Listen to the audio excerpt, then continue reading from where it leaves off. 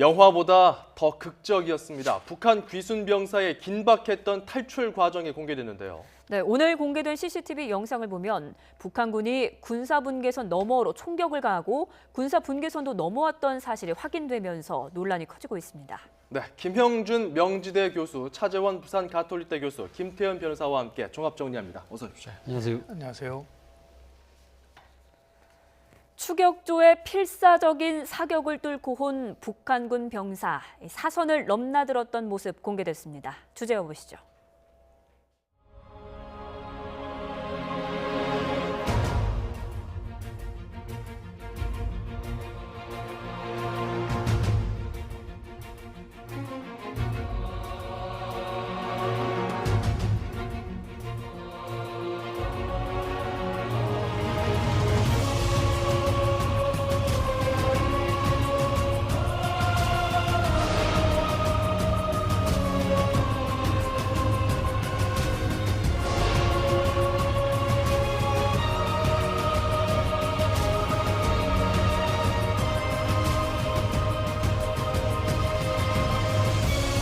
The key findings of the Special Investigation Team are that the KPA violated the Armistice Agreement by 1, firing weapons across the MDL, and 2, by actually crossing the MDL.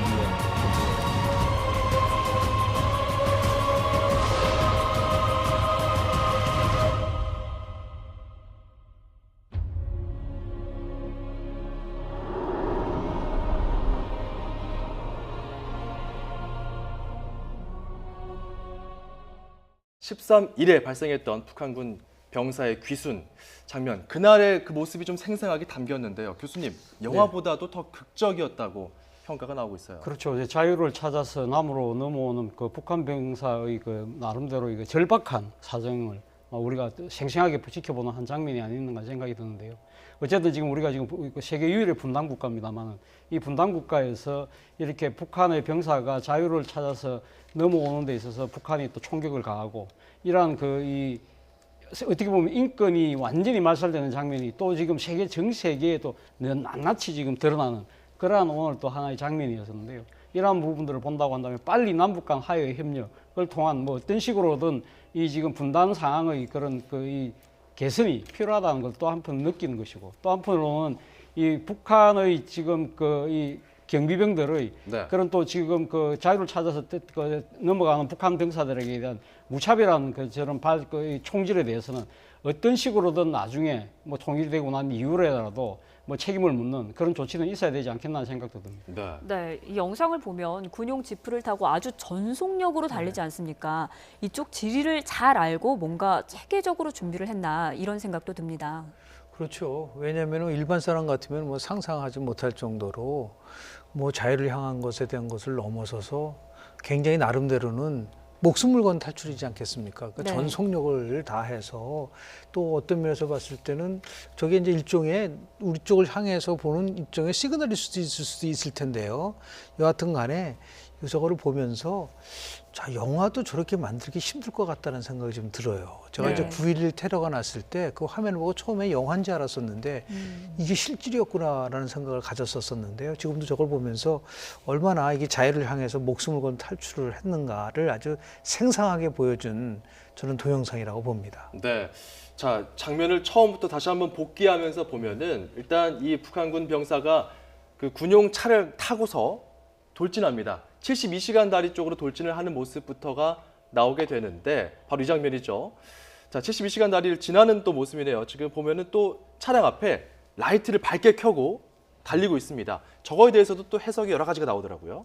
그렇죠. 결국 이제 병사에 대한 오모 병사죠. 오 병사에 대한 조사가 좀 끝나야 왜 라이트를 켰는지에 대한 이제 정확한 이유는 나올 텐데 아마 이제 저 라이트를 켜기 전에 북한군 검문소를 통과하지 않습니까? 다리 건너기 전에. 그렇죠. 다리 건너기 70시간 다리 건너기 전에요.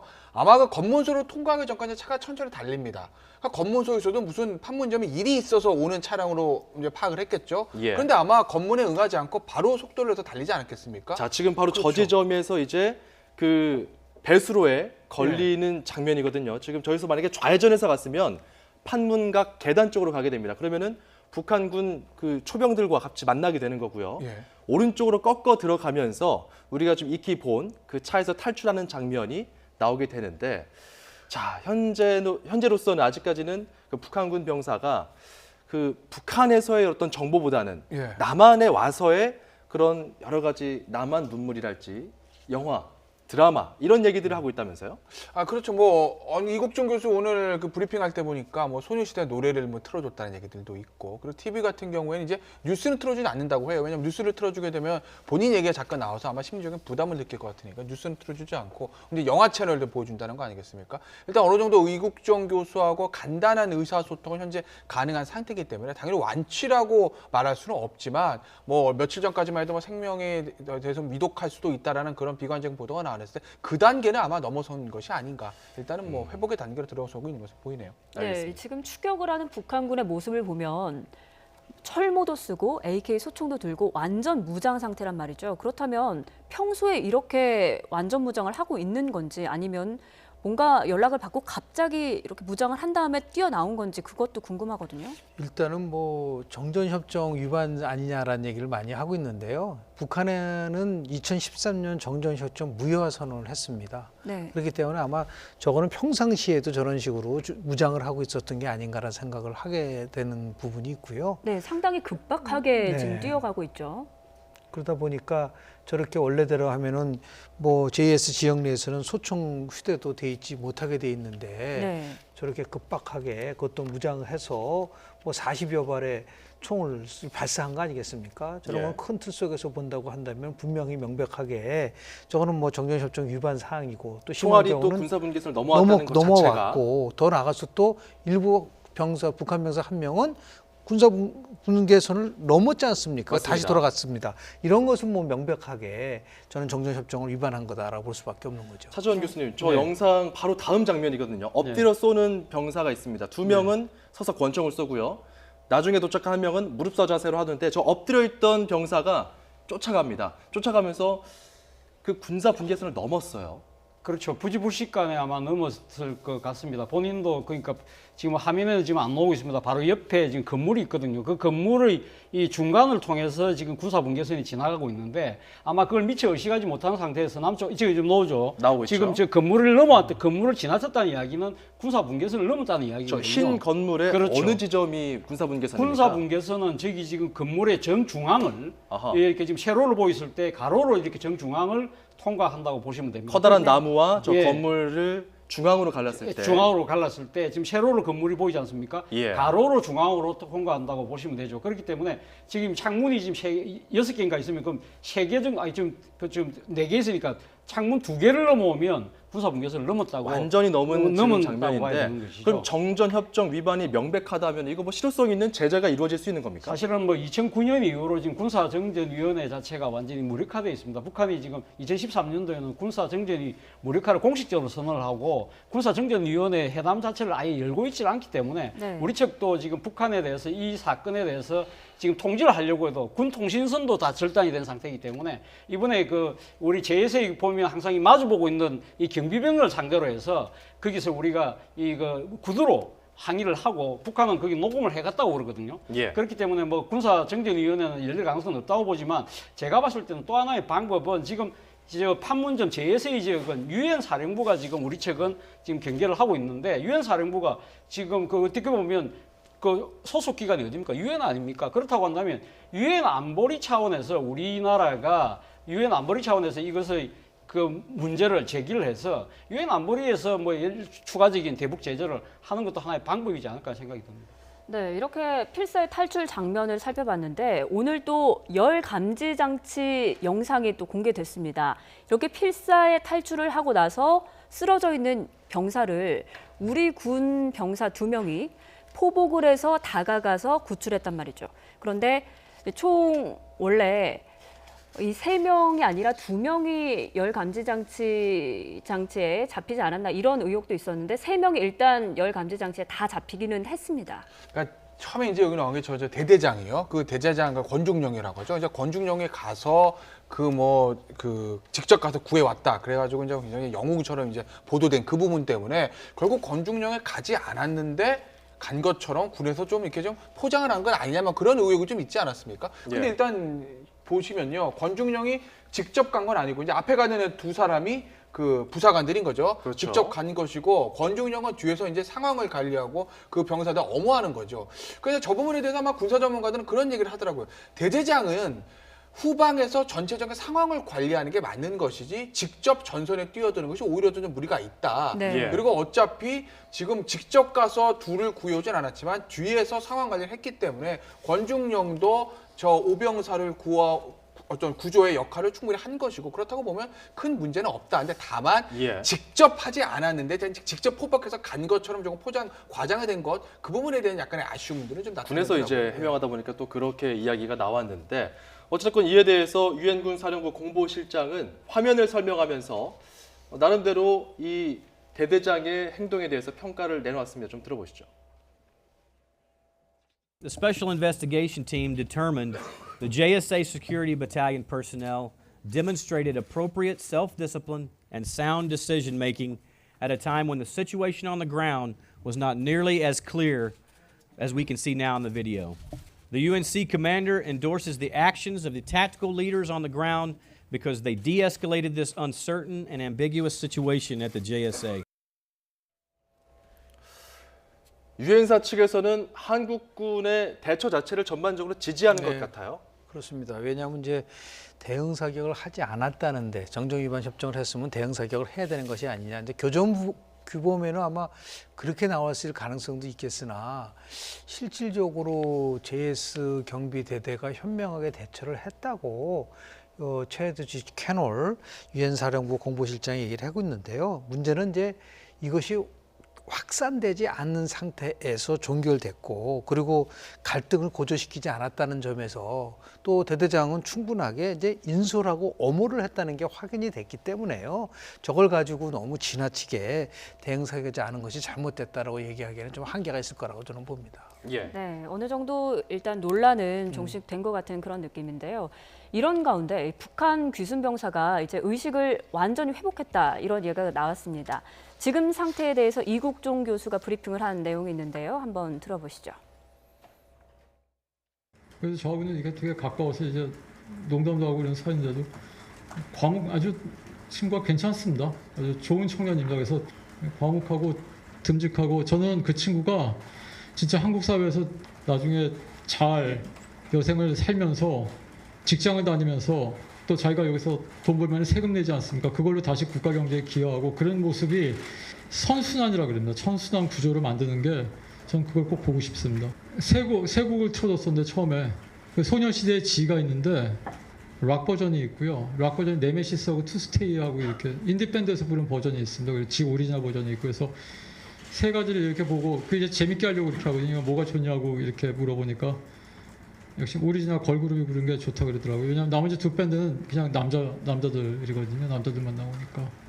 자기 소속 부대나 아니면 자기가 하는 일, 하는 계획을 이런 거에 했을 것 같아요. 제가 그런 걸 전혀 물어보지 않아요. 전혀 제가 안 물어보니까 저 같이 앉아서 이제 영화를 이렇게 잠깐 좀 봤거든요. 저도 그 어저께 본 영화가 그 트랜스포러스라고 제이슨 스테이썸 나오는 그 사람이 막 이렇게 운전을 하니까 빠른 속도로 하니까 자기도 운전했다고 그러더라고요. 와 그러냐고 그래서 놀랐죠. 그러니까 그런 식으로 자기가 얘기를 해주면 제가 듣지 절대 넌 거기서 뭐했니 뭐 개그니 전 하다못해 그런 것도 전혀 안 물어봤습니다.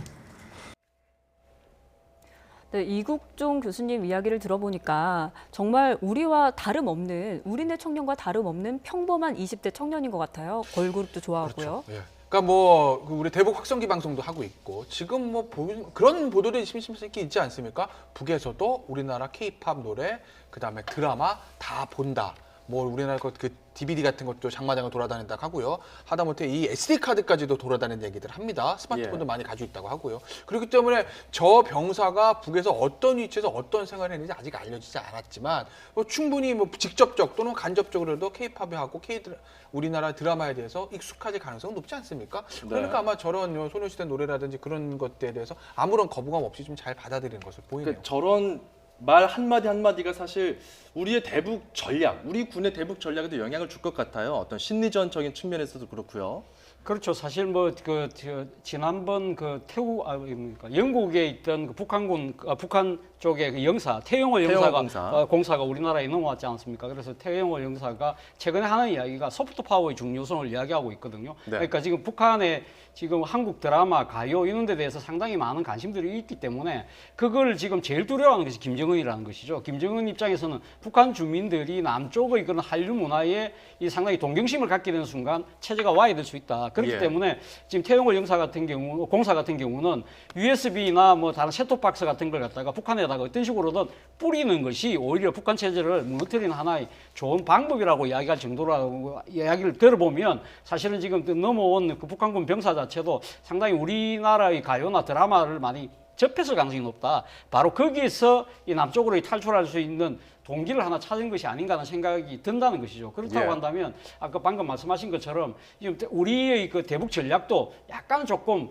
이 그 소프트 파워에 좀 초점을 맞추는 쪽으로 약간 변화도 필요하지 않나 하는 생각이 듭니다. 예. 네, 이 귀순 병사에게 걸그룹 소녀시대의 지 노래를 들려줬다고 해요. 3가지 버전으로 들려줬는데 그중에서 원래 버전이 가장 좋다. 뭐 이렇게 대답을 할 정도로 상태가 많이 호전된 것으로 전해졌는데 그렇다면 귀순 동기라든지 이런 것은 언제쯤 우리가 들을 수 있게 될까요? 일단은 뭐 이국정 교수 얘기는 이제 일반 병실로 옮기고 지금 이제 아무리 이제 나름대로 좀 회복이 된다 하더라도요, 이 정신적 스트레스가 엄청날 거라고 보기 때문에 네. 이 상황 속에서 너무 무리하게 물어보는 것보다는 좀 시간이 좀 걸리더라도요, 뭐 정신적 안정이 이제 충분히 되고 나면은 자세하게 물어볼 수 있지 않을까라는 생각을 좀 하게 됩니다. 다만 예. 이제 저런 와중 속에서 지금 논란이 되고 있는 여러 가지 불필요한 이런 언쟁들은 참 우리가 봐도 좀 바람직하지 않은데요. 일단 가장 중요한 것은 지금 환자를 치료하고 있는 이국정 교수의 모든 것을 맡기고 그리고 그 상황을 좀 지켜봐야 되지 않나라는 생각을 합니다. 네. 네. 말씀해 주신 것처럼 그 이국종 교수의 치료 과정 중에 지난주 발표가 있었습니다. 환자의 상태에 대해서 특히 뱃속에 있는 기생충의 상태랄지 그리고 옥수수가 나왔다는 이야기를 할지 여러 가지 면에서 이 환자의 상태에 대해서 브리핑을 했는데 여기에 대해서 한 국회의원이 비판의 목소리를 낸 것으로 보여서 좀 논란이 된 상황인데요. 관련 녹취 잠깐 들어보겠습니다. 북한군 환자의 저희 의사의 입장으로 볼 때, 의사 입장에서 볼 때 환자의 인권을 지키는 가장 중요한 길은 뭐겠습니까? 환자분 생명을 살리는 거고 어떻게든지 딴 데 신경 안 쓰고 하다못해 여기에 적어도 이 사선을 넘어 들어오는 중증외상 환자를 잘 치료해야 된다는 그런 의무감을 가지고 있습니다. 온몸이 만신창이가 돼서 넘어온 북한 군인이 이제 대한민국의 청년이 한국에서 살면서 기대하는 삶의 방향은, 삶의 모습은 자기가 어디서든지 일하다가 내지는 위험한 곳에서 위험한 일을 당해서 다쳤을 때 30분 내로 헬기로 오건 그라운드 앰뷸런스로 오건 30분 내에 중증외상센터에서 적절한 치료가 벌어지고 환자의 수술적 치료가 이루어지는 나라에서 살려고 여기를 넘어왔다고 저는 생각을 합니다. 만약에 네, 지금 이야기는 결국 그 김종대 정의당 의원이 페이스북에 올렸던 지적에 대해서 상당히 좀 억울하다는 입장이 좀 나온 건데요. 교수님, 예. 그 김종대 의원이 어떻게 지적을 한 거죠? 그러니까 김종대 의원이 그러니까 이국종 그 의사께서 그러니까 넘어와서 긴급하게 수술했을 때 일단 개복 상태에서 보니까 상당히 그 분변도 있고 무엇보다도 지금 기생충들이 우글거려서 상당히 수술하는데 상당히 어려움이 많았다. 예. 그리고 지금 뭘 먹은지 내용물, 옥수수 뭐 나왔다는 식으로 하면서 일종의 그 북한 병사들의 영양 상태 그리고 지금 이제 건강 상태에 대해서 어떻게 보면 상당히 환자의 기밀한 그 정보를 그냥 그냥 공개한 것이 아니냐. 그런 것이 어떻게 보면 의사로서 환자의 상당히 그 정보를 보호해야 하는 측면에서 본다고 한다면 일종의 인격 테러가 아니냐는 그런 지적을 했었는데요. 예. 그런데 오늘 김종대 의원은 논란이 되니까 좀 말을 약간 좀 바꿨습니다. 본인이 지금 이야기하는 것은 환자의 과도한 상태, 환자의 위중한 상태에 대해서 너무 언론들이 선정적으로 보도하는 부분, 이 부분에 대해서 상당히 인격 테러다고 이야기를 했고 본인은 그 주어 자체가 인격 테러를 가하는 주어 자체가 이국정 교수가 아니라 이런 한국의 언론 태도였다는 식으로 말을 좀 바꿨습니다. 그래서 본인은 네. 이 좀 억측과 오해라는 이야기를 했고 그리고 또 조만간에 지금 이국정 교수를 찾아가서 만나서 오해를 풀겠다 그런 식으로 좀 이렇게 한 발 빼는 상황이긴 합니다만 지금 뭐 정의당 내에서도 지금 당원 게시판에도 지금 상당히 그 부적절한 발언이었다는 예. 비난이 지금 상당히 쏟아지고 있다고. 페이스북 내용을 보면 11월 17일에 이렇게 되어 있습니다. 내장의 분변, 위장의 옥수수까지 다 공개돼서 또 인격의 테러를 당했다. 북한 귀순 병사가요. 총격도 당했고 인격 테러도 당했다. 이런 이야기고요. 오늘 올라온 내용을 보면은 의료인이라는 주어를 제가 검색을 페이스북 내에서 해봤는데 김종대 의원의 이 의료인이라는 내용은 이국종 교수님께라는 제목에 올린 글에 나옵니다. 귀하는 국민적 존경을 받을 충분한 자격을 갖춘 의료인의 귀감일 것입니다. 라고 돼 있는데 어느 지점에서 우리가 좀 이 실은 해명을 이해해야 될까요? 환자의 영양 상태라든지 건강 상태를 가지고 얘기한 것보다 엄밀하게 따지면 조금 좀 부적절하다는 게 크게 세 가지 대목이에요. 하나는 뭐냐면 제목 자체가 우리가 북한보다 나은 게 뭐냐 이런 그런 글을 썼었어요. 맞습니다. 그리고 두 번째는 뭐냐면 환자를 살리는 것보다는 이데올로기적으로 관리하고 있다는 거는 이거는 이국정 교수에 대한 완전한 모독이에요. 네. 왜냐하면 지금도 우리 인터뷰 내용을 보면 이국정 교수는 호언심을 다해서 환자를 살리겠다고 하고 있는데 거기다 대놓고 환자를 살리는 것보다는 이데올로기적으로 관리했다는 이런 표현을 썼다는 부분들 하고요. 더 이제 충격적인 것은 아무리 그렇다고 하더라도 우리 언론에 대한 비판을 한다 하면서도 내용을 뭐라 하냐면 마치 대한민국의 언론은 총질한 북한과 다를 거 없다. 이런 식으로 비약을 해가지고 한다는 것은 어떠한 경우라도 이거는 용납이 될 수가 없는 것이고요.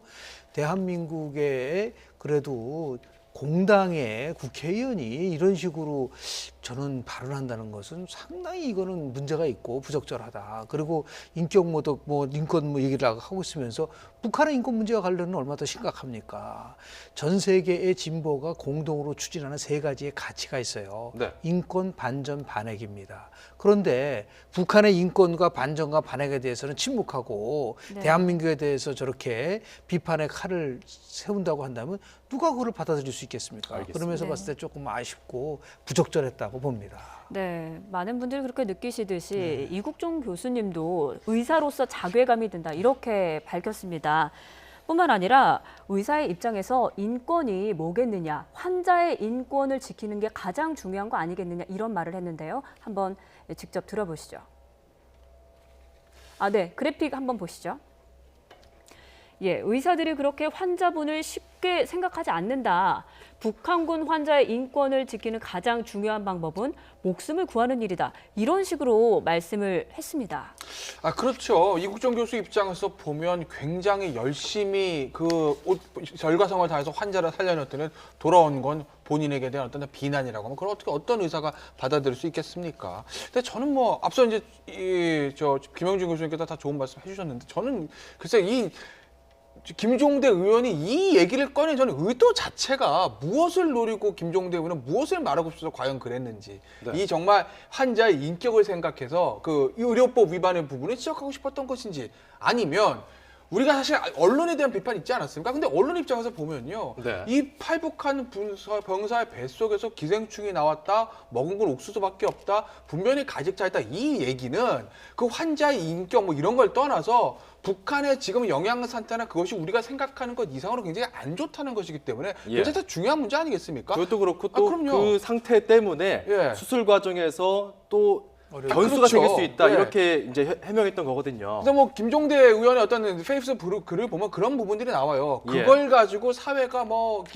그 부분에 대한 굉장히 이제 과도하게 의미를 부여하는 것에 대한 굉장히 불편한 심경이 담겨져 있는데 과연 그것이 싫었던 것인지 저는 개인적으로 의문을 가질 수밖에 없고요. 어떤 의도일까요? 김종대 의원의 직접 이야기를 들어봐도 좋을 것 같고요. 그리고 김종대 의원에 대해서 하태경 의원도 의견을 내놨습니다. 같이 묶어서 들어보시죠. 정의당의 김종대 의원은 이국종 교수에게 사과하십시오. 5발의 총알을 맞아서 죽음 직전에 있던 병사를 기적적으로 살린 생명의 은인입니다. 이국종 교수. 그런 사람에게 인격 테러리스트라고 모독을 했습니다. 국내에 탈북자들이 오면 제일 먼저 하는 게 기생충 약 먹는 겁니다. 북한에는 매년 1, 2월 달이 되면 인분 전투를 합니다. 인분 전투라는 건 거름이 없어가지고 1인당 1톤씩 인분 조달 투쟁을 하는 겁니다. 이게 그렇기 때문에 북한 주민들한테는 다 기생충이 있습니다. 아마 북한에 기생충이 없는 사람은 저는 김정은과 그 패밀리 정도일 뿐이라고 생각을 합니다. 그 인격 테러라는 표현을 썼을 때는 주어가 있어야 되는데 예. 저는 예. 이국종 교수라고 지칭하지 아니하고 예. 우리는이라는 그 표현을 썼습니다. 예. 그러니까 지금 그 병사의 몸의 어떤 결함이나 질병 문제를 가지고 예.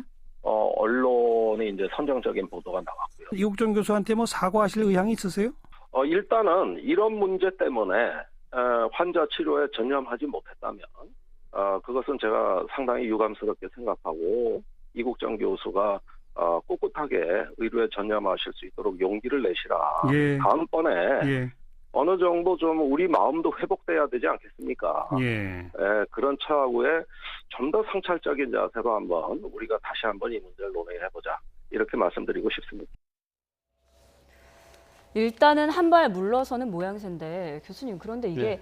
사과인 듯도 하면서 사과가 또 아닌 듯도 하면서 좀 애매합니다. 그렇죠. 사실 뭐 듣기 따라서도 조금 좀 오해의 소지를 남겨두고 있는 이야기이긴 합니다만 아마 그 김종대 의원 입장에서도 본인은 뭐 사실 그 원래 주장했던 바가 이 지금 우리가 과도한 그런 북한 병사에 대한 관심 자체가 선정적으로 흐르는 일종의 관음정적으로 흐르는 부분에 대한 아마 경계를 이야기하고자 했던 부분이 좀 오해의 소지를 낳았다는 부분을 아마 강조하다 보니까 그렇게 이야기를 하고 있는 것 같은데요. 근데 어쨌든 뭐 오늘 저 인터뷰 말고 그 뒤에 나온 인터뷰는 본인이 앞서도 제가 이야기했다시피 이국종 교수를 찾아가서 뭐 깨끗하게 그러니까 뭐 나름대로 사과를 하고 오해를 풀겠다고 한 만큼 일단 김종대 의원의 그 행동을 한번 지켜봐야 될 것 같습니다. 그리고 네. 지금 사실 뭐 이러한 부분들이 논란이 되는 것 자체가 저는 상당히 좀 부적절하다는 생각을 지울 수가 없습니다. 알겠습니다. 지금 이제 귀순 병사가 이번 주말쯤에 또 일반 병실로 옮겨진다고 하니까요. 추후 상황 어떻게 되는지 저희가 또 자세히 보도해 드리겠습니다. 다음 소식 넘어가겠습니다. 헌재 소장 청문회장에서 시 한 편이 울려 퍼졌다고 합니다. 주제 보시죠.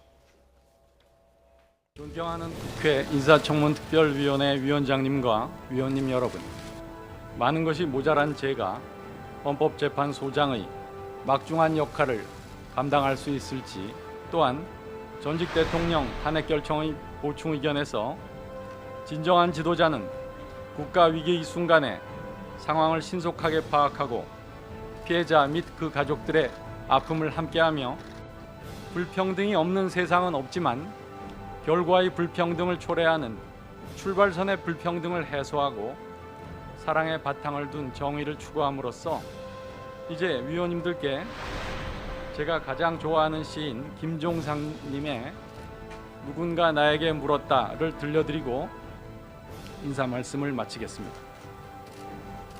누군가 나에게 물었다. 시가 뭐냐고.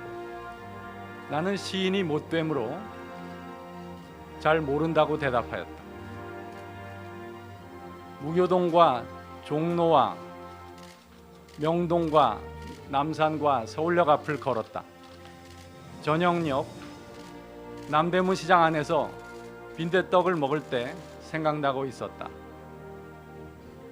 그런 사람들이 엄청난 고생되어도 순하고 명랑하고 마음 좋고 인정이 있으므로 슬기롭게 사는 사람들이, 그런 사람들이 이 세상에서 알파이고 고귀한 인류이고 영원한 광명이고 다름 아닌 시인이라고.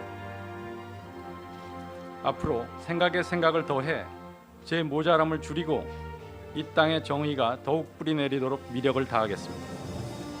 시인과 다름없이 살아가시는 인정 많은 우리 국민들이 헌법이라는 우산 아래 기본적 인권을 보장받으면서 비합리적인 차별을 받지 않으실 수 있도록 헌법 환경을 만들어야 한다는 뜻에서 이 시를 말씀드렸습니다. 함께 앞으로 나아갈 수 있는 헌법재판관이 되고자 다짐합니다.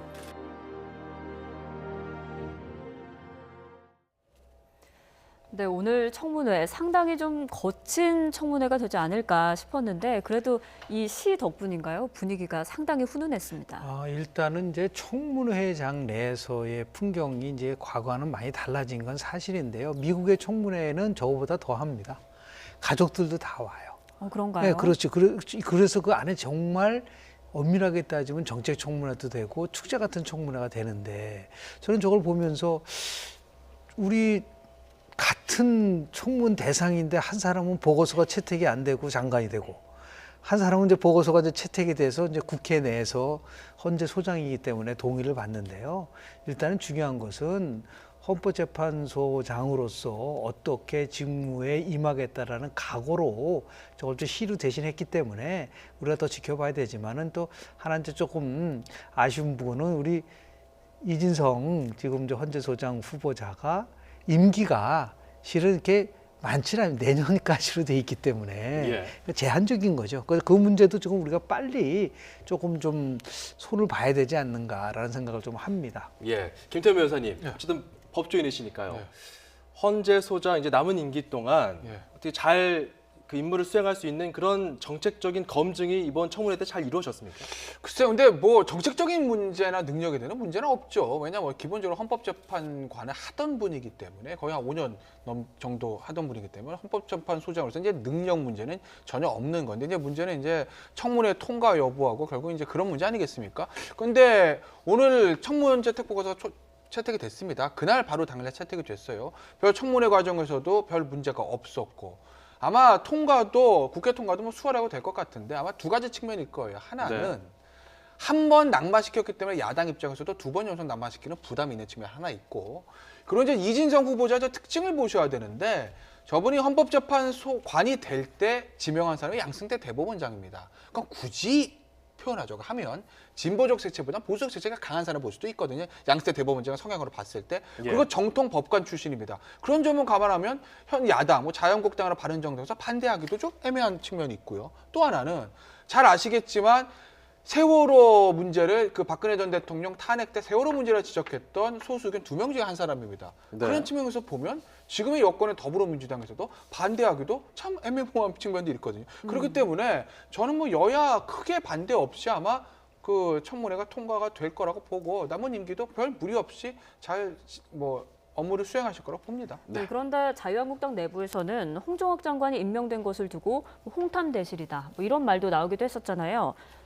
과연 인준안이 통과될까요? 뭐 지금 일단 그 캐스팅 보트를 쥐고 있는 국민의당에서는 홍종학 그 장관의 임명과 관련 없이 이진성 이 지금 헌법재판소장의 인준 투표는 연결을 하지 않겠다는 입장을 분명히 하고 있기 때문에 아마 뭐 자유한국당이 설사 뭐 그런 그 입장을 견지를 한다 하더라도 뭐 제 생각에는 지금 오늘 뭐 그 이 인사청문 경과 보고서가 아마 순조롭게 채택된 걸 보면 뭐 국회 본회의 동의 과정에서도 무난하게 통과되지 않을까 생각이고요. 그리고 무엇보다도 헌법재판소장 자체가 대법원장처럼 뭐 이 대법관과 대법원장의 상하 관계가 아니거든요. 그렇기 때문에 뭐 지금도 5년 동안 충분히 잘 해오셨기 때문에 아마 제 생각에는 뭐 무난하게 통과되지 않을까 생각이 듭니다. 네, 뭐 국가보안법에 대해서도 뭐 폐지보다는 일부 개정 이런 이야기도 나와서 보수 쪽에서도 어느 정도 좀 수긍을 하는 모습이었고요.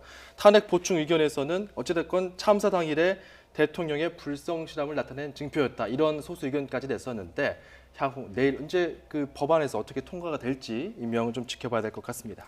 네, 오늘 또 김영삼 전 대통령 2주기 추도식이 현충원에서 열렸습니다. 여기에 여야 지도부가 총출동했는데요. 주제해 보시죠.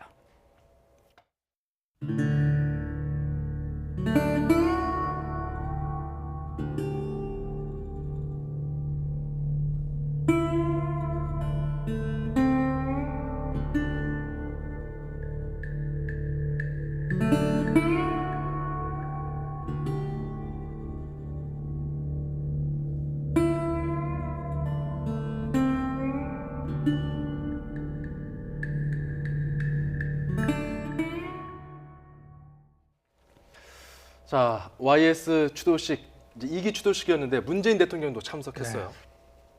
실은 이제 문민정부가 대한민국의 민주화를 위해서 기여했었던 부분을 생각하면은 상당히 의미가 있다고 좀 봅니다. 네, 물을 좀 이따 그러니까 드시죠. 민주주의 과정을 보면요, 실질적으로 대한민국 민주주의의 여러 가지 상황 속에서 YS가 보여준 거는 뭐 대단한 거기 때문에. 네. 네, 이와 관련해서 오늘 문재인 대통령도 참석해서 메시지를 내놨는데요. 어떤 메시지를 내놨는지 한번 들어보시죠. 김영삼 대통령께서 연 문민시대는 민주주의를 상식으로 여기는 세대를 길러냈습니다. 오늘 저는 문민정부가 연 민주주의의 지평 속에서 대통령님이 남기신 통합과 화합이라는 마지막 유훈을 되새깁니다. 대통령님이 말씀하신 대로 대한민국을 새로운 미래로 나아가게 하는 힘은 국민의 화합과 통합이라는 사실을 잊지 않겠습니다. 네, 오늘 YS 추도식에서 최근에 불고 있는 야권발 정계 개편이랄지 아니면 또 자유한국당에서 YS 사진을 또 거는 모습이랄지 이런 걸 두고 또 많은 또 정치적 해석이 새롭게 나오고 있는 것 같습니다. 그렇죠. 뭐 지금 뭐 문재인 대통령이 오늘 참석해서 추도 메시지가 통합과 화합을 이야기를 하고 계십니다만, 물론 뭐 전직 대통령이기 때문에 가서 뭐 사실은 어떻게 보면 당직이 사실 다르다고 볼 수 있는 거 아닙니까? 그럼에도 불구하고 갔다는 이야기는 통합과 화합을 측면을 이거 분분히 본인이 명시적으로 한 부분도 있지만, 앞서 앵커께서 말씀하신 것처럼 지금 현재 작금의 정치적 상황하고도 연계해서 충분히 해석할 만한 그러니까 여지가 있는 것이죠. 예를 들면 지금 자유한국당에서 이번에 전직 대통령 3명의 사진을 걸었는데 그 중에서 한 분의 사진이 김영삼 대통령 아니겠습니까? 그렇지만 뭐 문재인 대통령 입장에서는 문민정부의 민주화 과정을 이야기하면서 그걸 답습하는, 그 가치는 답습한다는 이야기를 하면서 어떻게 보면 지금 문재인 정부가 민주 적통의 차원에서는 더 그 정통성을 갖고 있다는 그런 뜻을 또 표한 것일 수도 있는 것이고요. 또 한편으로는 지금 안철수 국민의당 대표가 이야기하는 것이 중도 보수 통합 아니겠습니까? 그렇다고 한다면 아마 문재인 대통령께서도 그 김영삼 대통령이 가지고 있는 중도의 의미, 또 개혁적 보수의 그런 이미지도 좀 같이 포용하겠다는 그런 의미일 수도 있는 것이고요. 또 더 나아가서 본다고 한다면 지역주의 극복을 위한 하나의 또 초석을 다지겠다는 생각도 또 담겨 있는 것이 아닌가 하는 생각입니다. 지금 뭐 지난 총선 때 부산에서 더불어민주당이 5명이 당선이 되고 지난 대선에서는 또 문재인 대통령이 부산에서 1위를 했습니다만, 아마 다음 지방선거를 통해서라도 아마 지역주의를 극복하겠다는 그러한 나름의 의지를 애둘러서 표현한 것이 아닌가 하는 생각이 듭니다. 문재인 대통령의 어떤 메시지 여러 가지 행간을 좀 살펴봤는데, 저는 오늘 그 정부 외에 또 그 인사들 외에 여야 정치인들도 대거 참석을 했는데, 안철수 국민의당 대표 그리고 이분이 같이 있더라고요. 바른정당 유승민 대표가 옆에